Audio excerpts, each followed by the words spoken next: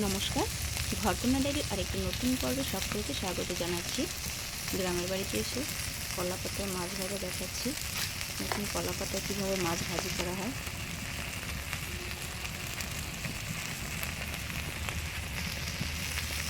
দেখুন কত সুন্দর লাল টকটকে লাল মাছ ভাজা। এরকম কলা পাতায় মাছ ভাজি করে খেলে খেতে খুব সুস্বাদু হয়।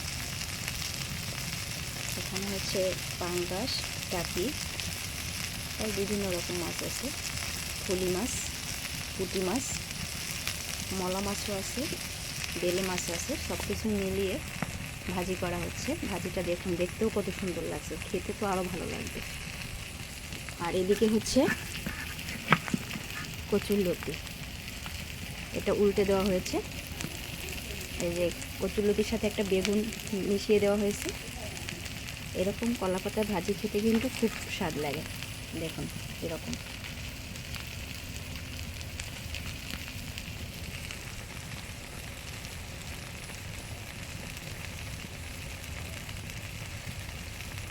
কার কার এরকম কলা পাতায় ভাজি মাছ বা যে কোনো জিনিস খেতে ভালো লাগে কমেন্ট করে অবশ্যই জানাবেন। চ্যানেলটি লাইক সাবস্ক্রাইব করে দিবেন।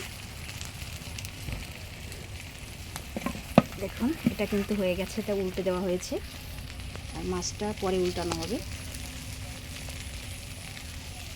ভিডিওটা এই পর্যন্তই। কেমন লাগলো কমেন্ট করে অবশ্যই জানাবেন।